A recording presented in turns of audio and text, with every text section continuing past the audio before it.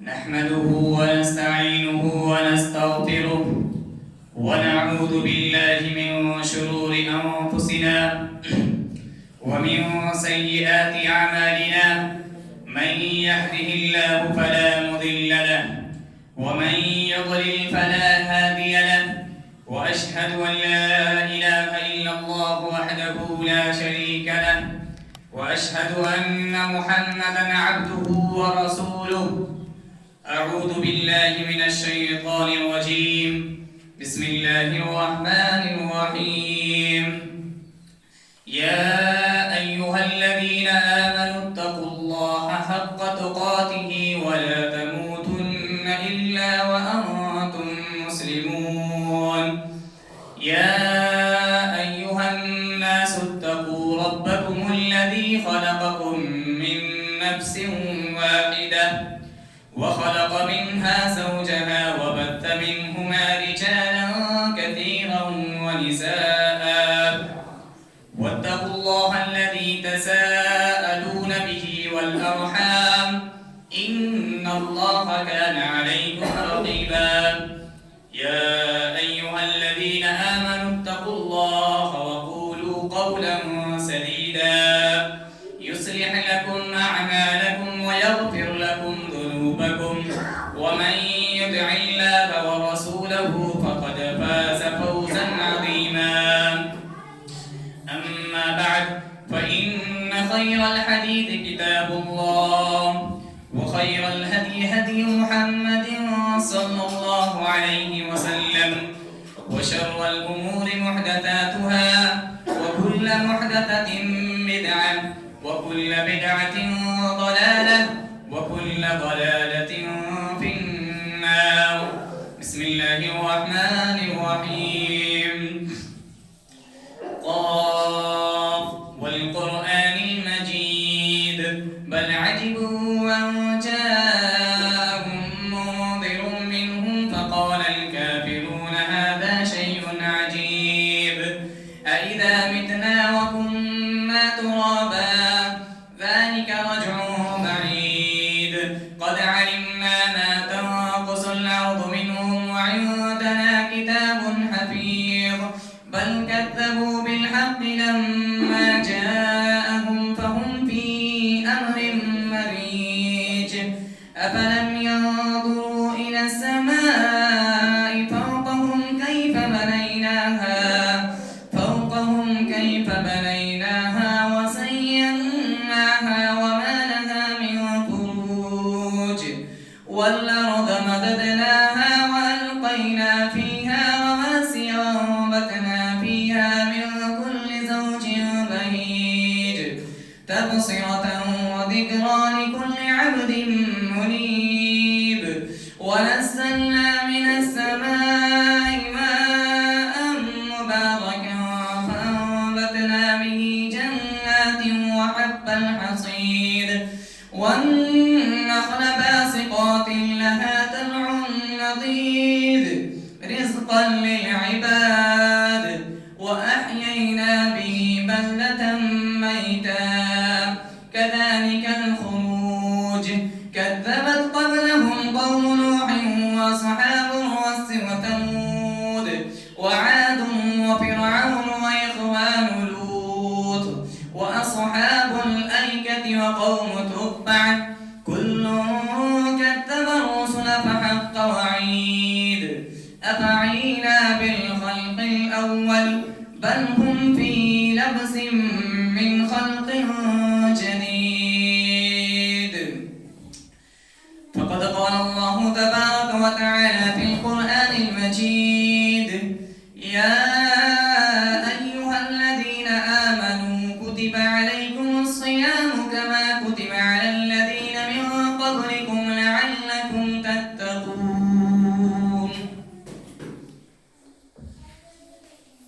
محترم حاضرین جمعہ، اس ملت اسلامیہ کے نوجوانوں، دوستوں اور پیارے پیارے چھوٹے بچوں، ہم سب سے پہلے اللہ رب العالمین کی بارگاہ میں ہدیہ تشکر پیش کرتے ہیں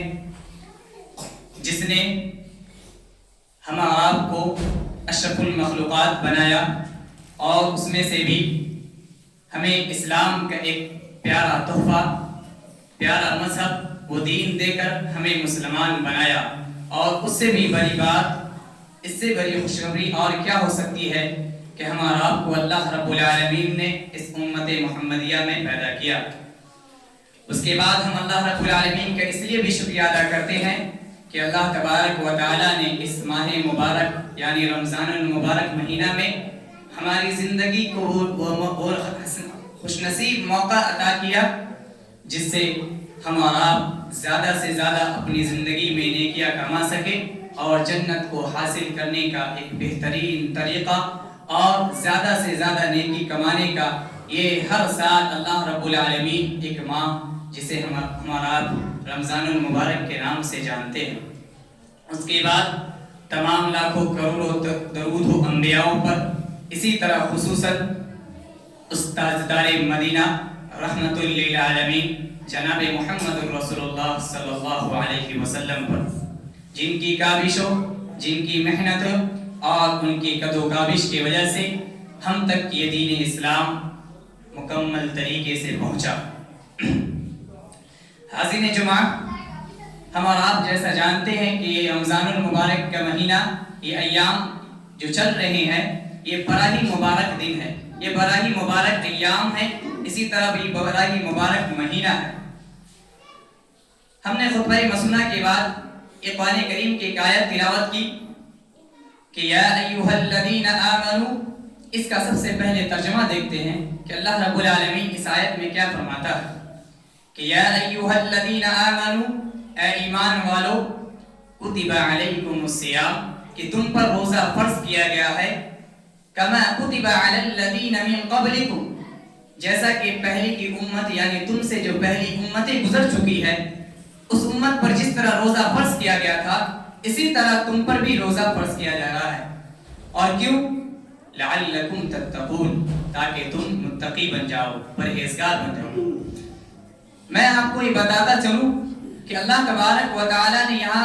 کہا کہ اے ایمان والو تم پر روزہ فرض کیا گیا ہے، تو روزہ رکھنے کے لیے کتنی شرطوں کا پایا جانا ضروری ہے۔ اس آیت میں اگر ہم غور کریں گے تو اس آیت سے یہ پتہ چلتا ہے اور احادیث نبویہ سے پتہ چلتا ہے کہ 3 شرطیں ہمارے اندر ہونی چاہیے، تبھی جا کر ہمارا روزہ قبول ہو سکتے ہیں۔ یعنی ہمارا روزہ اللہ رب العالمین کے اسی وقت مقبول ہوگا جب ہمارے اندر وہ 3 شرطیں پائی جائیں۔ تو اس لیے ہم اپنے نفس کا محاسبہ کریں اور دیکھیں کہ یہ تینوں شرطیں اگر ہمارے اندر موجود ہیں تبھی جا کر ہمارا روزہ صحیح روزہ مانا جائے گا اور وہ روزہ اللہ رب العالمین کے لیے کہا جائے۔ اس آیت میں پہلے لفظ اللہ رب العالمین نے فرمایا کہ یا ایھا الذین آمنوا، اے ایمان والو، یعنی اللہ تبارک و تعالیٰ نے کہا کہ اے ایمان والو، اس سے مطلب یہ پتہ چلا کہ سب سے جو پہلی شرط ہے وہ ایمان ہونا چاہیے۔ اگر کسی شخص کے اندر ایمان نہ ہو، اگر وہ کافر ہو تو کافر کے لیے روزہ نہیں۔ یعنی سب سے پہلی جو شرط ہے وہ ایمان والا ہونا چاہیے، وہ مومن ہونا چاہیے۔ اس کے بعد دوسری شرط یعنی ہمارے اندر احتساب ہونی چاہیے۔ احتساب کا مطلب کیا ہے؟ اللہ کے نبی صلی اللہ علیہ وسلم کی ایک حدیث ہے کہ من صام رمضان ایمانا واحتسابا، یعنی جو شخص روزہ رکھتا ہے اور ثواب کی نیت سے رکھتا ہے، یعنی وہ مومن ہو، ایمان کی حالت میں ہو اور ثواب کی نیت رکھتے ہوئے اگر وہ شخص روزہ رکھتا ہے تو اس کے لیے روزہ صحیح ہے۔ تو دوسری شرط ہمارے اندر جو ہونی چاہیے وہ نیت، یعنی ثواب کی نیت سے ہم روزہ رکھیں، بلکہ صرف رسمی طور پر رمضان المبارک کا جو مہینہ آیا، کچھ دن گزر جائیں گے، 30 دن اسی طرح گزر جائیں گے، جو بوجھ ہم پر آیا ہوا ہے مسلمانوں کے طبقہ میں، جو تمام لوگوں کی جو فطرت، یہ جو سوچ بن رکھی ہے کہ اس رمضان المبارک کا جو مہینہ آیا 30 دن کا چند ایام ہے، جس طرح لوگ رکھتے ہیں اسی طرح ہم رکھ کر چلے جائیں، تو ایسا روزہ اللہ رب العالمین کو پسند نہیں، بلکہ ہماری جو روزہ ہونی چاہیے وہ ثواب کی نیت سے، یعنی دوسری شرط۔ تیسری جو شرط ہے اجتناب، کس چیز سے اجتناب؟ حضرت ابو ہریرہ رضی اللہ عنہ کی ایک حدیث ہے، اس میں اللہ کے نبی صلی اللہ علیہ وسلم فرماتے ہیں، بخاری شریف کی حدیث ہے کہ من لم يدع قول الزور والعمل به فليس لله حاجة في أن يدع طعامه وشرابه، اس حدیث کا مطلب یہ ہے کہ اللہ تبارک و تعالیٰ کے لیے اس شخص جو شخص جھوٹ بولتا ہو، جھوٹ بولنے کو نہ چھوڑے، اسی طرح اس پر عمل کرنا نہ چھوڑے، تو اللہ تبارک و تعالیٰ کو، اللہ رب العالمین کو ایسا روزہ بالکل پسند نہیں، اس کو کوئی ضرورت نہیں۔ فَلَيْسَ لِلَّهِ حَاجَةٌ، اللہ رب العالمین کو کوئی ضرورت نہیں ہے کہ اس کا کھانا، اس کا پینا چھوڑ دے۔ یعنی اللہ رب، اگر ہمارا پورے صبح سے لے کر فجر بعد سے لے کر مغرب تک جو ہم کھانا پینا چھوڑ دیتے ہیں، اللہ رب العالمین کو یہ پسند نہیں کہ کوئی شخص اللہ رب العالمین کے حکم کے عمل کرتے ہوئے اگر کوئی شخص صرف کھانا پینا کو چھوڑ دے اور برائیوں سے نہ رکے، اللہ رب العالمین کو ایسا روزہ پسند نہیں۔ اس میں حکمت کیا ہے کہ ہم شہوات کو روکتے ہیں، ہم منہیات سے رک جاتے ہیں، اور ہمیں برائیوں سے بھی رکنا ہے۔ یہی تو روزے کا اصل مقصد بھی ہے، یہی حکمت بھی ہے کہ صرف ہمارا کھانا پینا، بھوکا رہنا، اپنے نفس پر ظلم کرنا یہ نہیں، بلکہ خواہشات کو بھی کچلنا ہے، اسی طرح نفس کو بھی مارنا ہے، یعنی جو حلال چیزیں اس سے بھی رکنا تو ہے ہی، اسی طرح حرام کاموں سے بھی رکنا یعنی اجتناب کرنا، یہ روزہ کی شرط ہے۔ تو ان تین شرطوں کو، یعنی سب سے پہلا شخص وہ مومن ہو، ایمان ہو، دوسری شرط اسی طرح کہ وہ نیت اس امید کے ساتھ رکھے کہ اللہ رب العالمین ہمیں اس روزے کا بدلہ دے گا، اسی طرح تیسری شرط کہ ہم منفی سے اجتناب کرے، برائیوں سے، گناہوں سے، ان تمام چیزوں سے۔ اس کے بعد اس آیت کے آخر تھوڑا سا اور آگے بڑھتے ہیں تو دیکھتے ہیں اللہ نے کہا کتب علیکم، یعنی تم پر روزہ فرض کیا گیا ہے۔ اللہ رب العالمین نے یہاں روزہ فرض کیا ہے، بلکہ یہ پتہ یہ چلا کہ یہ روزہ سنت نہیں، بلکہ اللہ رب العالمین نے اس امت پر جس طرح کی پہلے کی امتوں پر روزہ فرض کیا تھا، اسی طرح اس امت پر بھی روزہ فرض کیا گیا۔ پھر آگے اللہ رب العالمین نے کہا کما کتب علی الذین من قبلکم، جس طرح تم سے پہلی امتوں پر جس طرح روزہ فرض تھی، اسی طرح تم پر بھی روزہ فرض ہے۔ پتہ یہ چلا کہ پہلے کی یہ اللہ رب العالمین نے اس امت کو یہ خوشخبری دیا کہ پہلی کے امتوں نے جس طرح مشقتیں تکلیف برداشت کی، اس طرح بھی تم کو تکلیف برداشت کر کے اللہ رب العالمین نے بتایا کہ تم پر بھی روزہ فرض ہے جس طرح، یعنی اس سے یہ بھی پتہ چلا کہ پہلے کی بھی امتوں میں روزہ فرض تھا۔ اس کے بعد اس آیت کے آخر میں اللہ رب العالمین نے بتایا کہ ہم اور آپ جب روزہ رکھتے ہیں، صبح سے لے کر شام تک بھوکے پیاسے، اسی طرح خواہشات نفسانی، اسی طرح دیگر کاموں سے رکے رہتے ہیں۔ میں روزے کے معنی، لغوی اصطلاحی معنی کو اس لیے نے بتایا کیونکہ اس سے پہلے والے جمعہ میں جو خطیب تھے انہوں نے تمام طرح کی تعریفات، لغوی و اصطلاحی، مفہوم، فضیلت، تمام چیزوں کو بتایا، اس لیے میں کچھ چند اعمال یا کچھ چیزیں ایسی چیزوں کو بتانا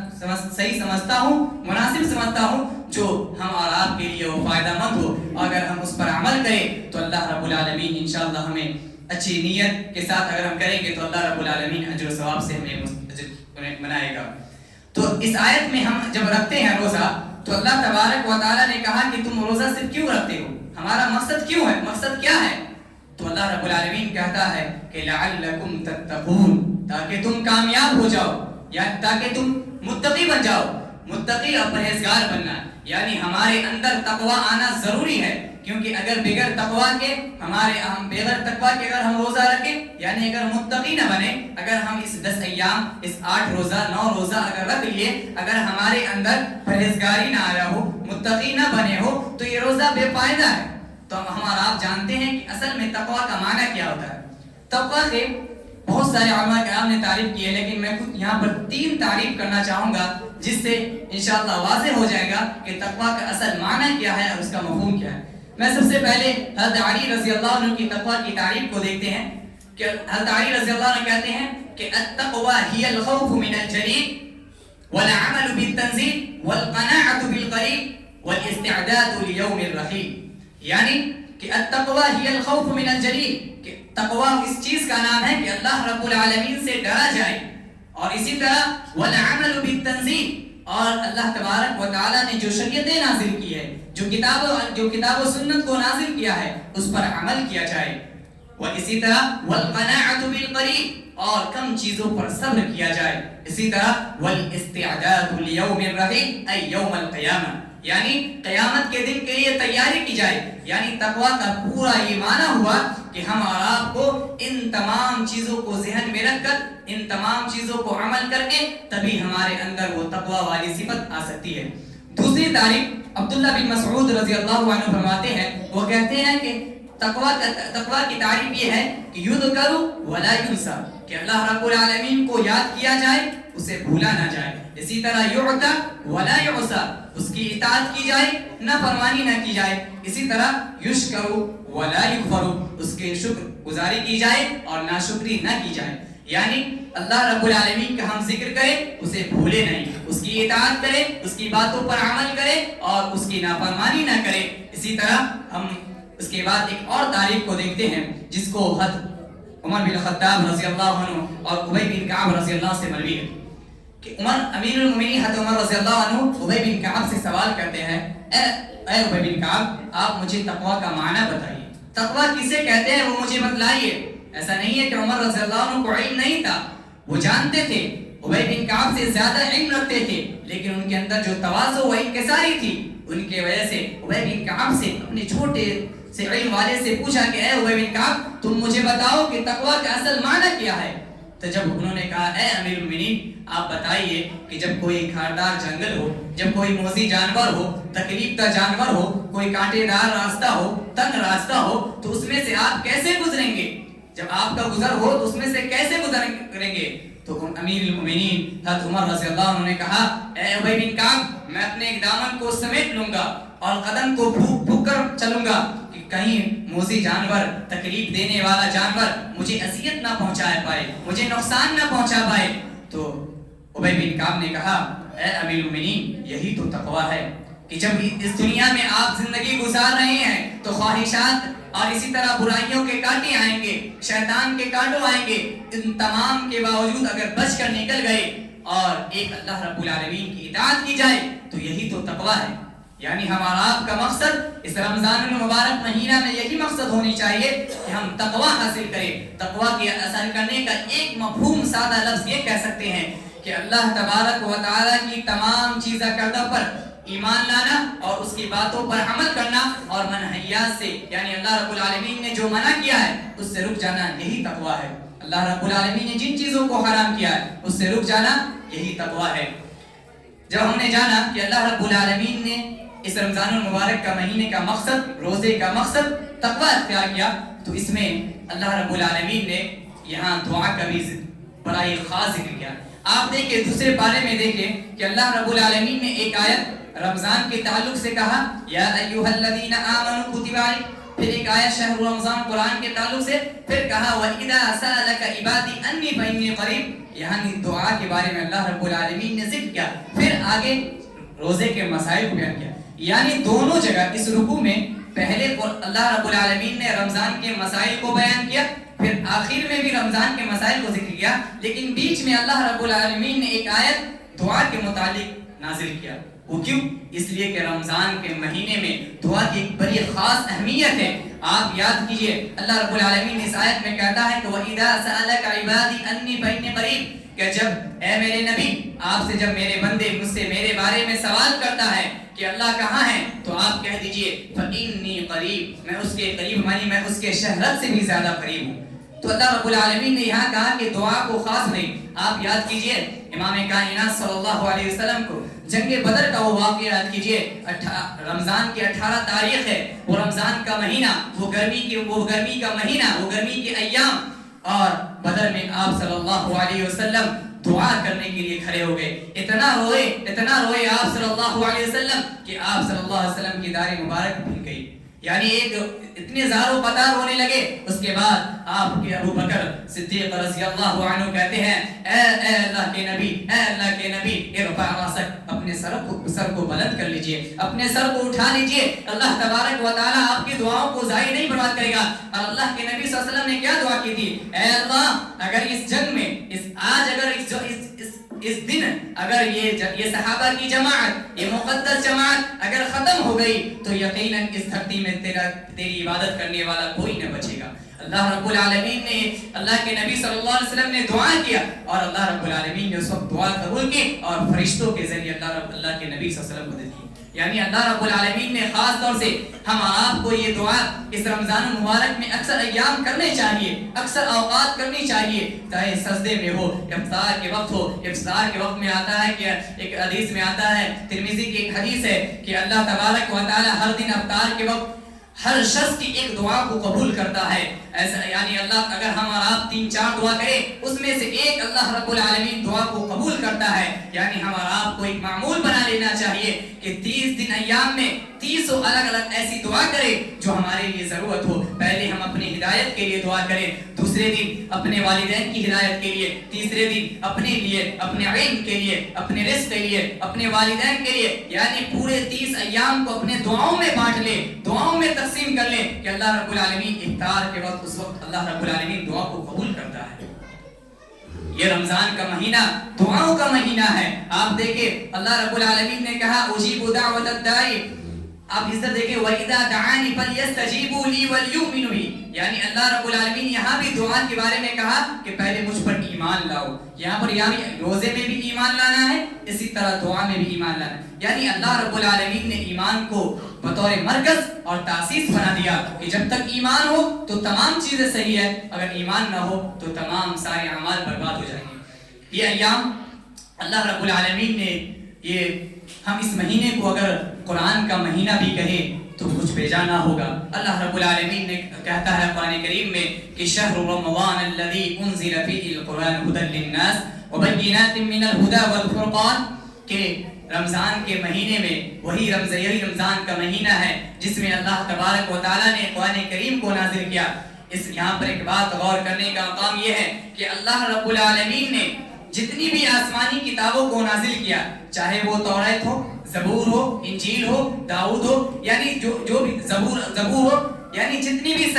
صحیفے ہیں، جتنی بھی کتابوں کو آسمانی کتابیں ہیں، اللہ تبارک و تعالیٰ نے اس رمضان المبارک کے مہینے میں ہی نازل کیا۔ اور قرآن کریم کو بھی اللہ تبارک و تعالیٰ نے رمضان کے مہینے میں نازل کیا کہ شہر رمضان الذی انزل فیہ القرآن ھدی للناس، یہ لوگوں کے لیے ہدایت ہے، وبینات من الھدی والفرقان، اور یہ فرقان کا مطلب یہ ہے کہ حق اور باطل کے درمیان یہ فرق کرنے والی کتاب ہے۔ یعنی اللہ تبارک و تعالیٰ نے اس مہینے کو رمضان کا مہینہ کہہ دیا۔ یعنی ہم اور آپ کو یہ رمضان المبارک کے مہینے میں قرآن سے زیادہ دلچسپی ہونی چاہیے، اس سے زیادہ محبت ہونی چاہیے، اس لیے کہ اللہ تبارک و تعالیٰ نے اس کو ذکر کہا ہے کہ اسی طرح اللہ تبارک و تعالیٰ نے ہم یہاں اس رمضان المبارک میں زیادہ سے زیادہ نمازوں کا احترام کرتے ہیں، نمازوں کا اہتمام کرتے ہیں، تو اللہ تبارک و تعالیٰ نے قرآن کریم میں کہا وَأَقِمِ الصَّلَاةَ لِذِكْرِي، کہ نماز قائم کرو، یہ میری ذکر ہے۔ یعنی گویا نماز کا ادا کرنا، قیام اللیل کا اہتمام کرنا، یہ اللہ رب العالمین کا ذکر ہے۔ اسی طرح ایک جگہ اللہ رب العالمین قرآن کریم کو ذکر کہتا ہے، ارشاد فرماتا ہے اِنَّا نَحْنُ نَزَّلْنَا الذِّكْرَ وَإِنَّا لَهُ لَحَافِظُونَ، کہ ہم ہی اس ذکر کو نازل کرنے والے، یعنی قرآن کو نازل کرنے والے ہیں اور ہم ہی اس کی حفاظت کرنے والے ہیں۔ پتہ یہ چلا کہ ہم اور آپ اگر قرآن کریم اس رمضان المبارک کے مہینے میں جتنے قرآن پڑھیں گے، جس سے زیادہ قرآن کی تلاوت کریں گے، اتنی ہی زیادہ ہم پر رحمتیں نازل ہوں گی۔ آپ دیکھیں قرآن کریم کے تعلق سے پڑھنے والے کے 3 طرح کے لوگ ہوتے ہیں۔ ایک وہ لوگ ہوتے ہیں جو یتلونہ حق تلاوتی، یعنی اس کی کما حقہ تلاوت کرتے ہیں۔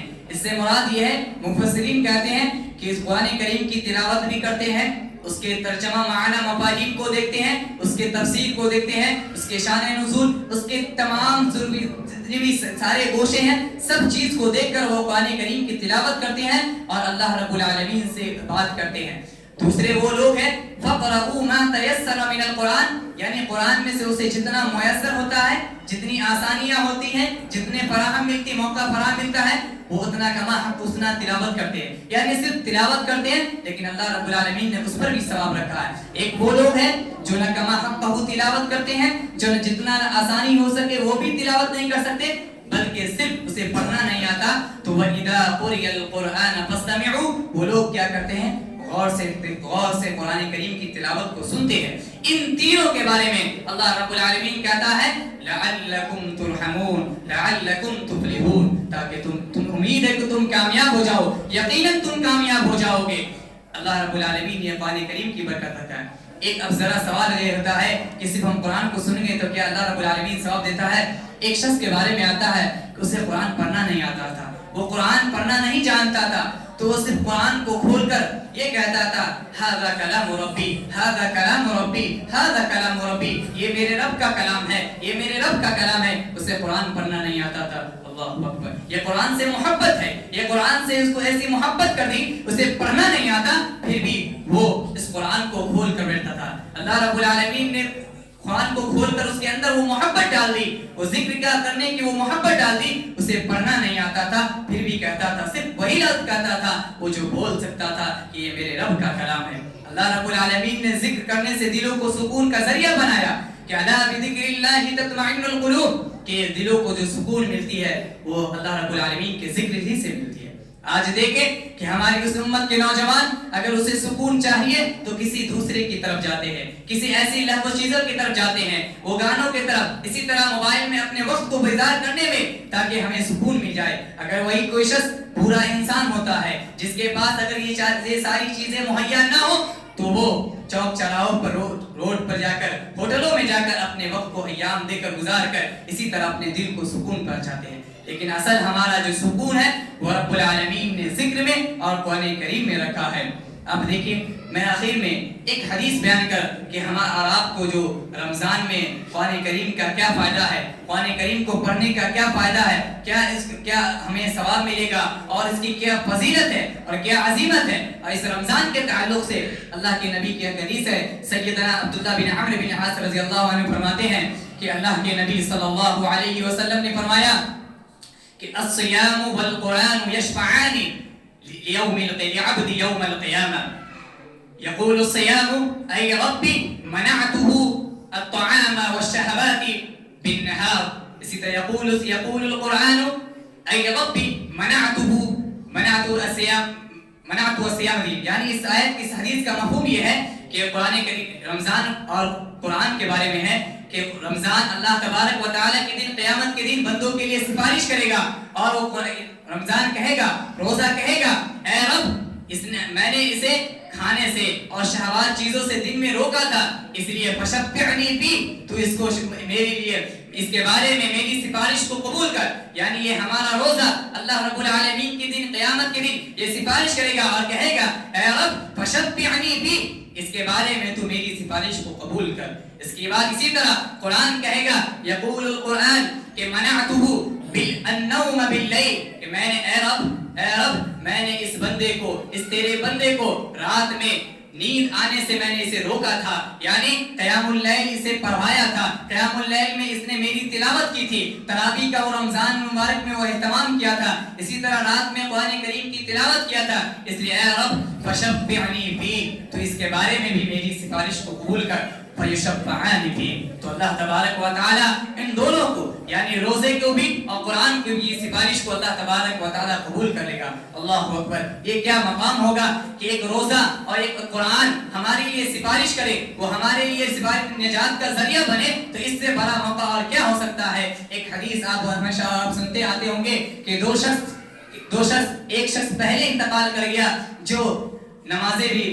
یعنی فرض نماز کی بھی اہتمام کرتا تھا، سنت و نوافل پڑھتا تھا، یعنی کثرت سے وہ اللہ تعالیٰ کی عبادت کیا کرتا تھا، لیکن وہ 1 سال پہلے انتقال کر گیا۔ لیکن وہی شخص، دوسرا شخص صرف فرض نمازوں کا اہتمام کیا کرتا تھا، صرف سنت پر اکتفا کرتا تھا، نوافل کچھ کو نہ پڑھتا تھا، لیکن بس وہ ایک رمضان کو زیادہ پایا، ایک رمضان میں اس کی زندگی میں ایک رمضان زیادہ مل گئی، تو اللہ تبارک و تعالیٰ وہ قیامت کے دن اس کو دکھایا گیا کہ وہ شخص جو بعد میں انتقال کیا، رمضان جس نے پایا اس کو پہلے اللہ رب العالمین نے جنت میں داخل کیا۔ تو یہ مقام ہے، یہ رمضان المبارک کی اہمیت ہے، یہ فضیلت ہے، یہ بڑا مبارک مہینہ ہے۔ اس ایام کو اگر ہم برکت والا مہینہ، رحمت والا مہینہ، عفو درگزر کا مہینہ، مغفرت کا مہینہ، بخشش کا مہینہ، جس نام سے پکارنا چاہے اس ماہ کو ہم کہہ سکتے ہیں۔ ہم اللہ رب العالمین سے دعا کرتے ہیں کہ اے رب العالمین تو ہمیں اس ماہ میں زیادہ سے زیادہ نیکیاں کرنے کی توفیق عطا فرما، اسی طرح قرآن کریم پر زیادہ سمجھنے اور فہم سلف کی طرح، یعنی صحابہ کرام رضوان اللہ علیہم اجمعین، اور اسی طرح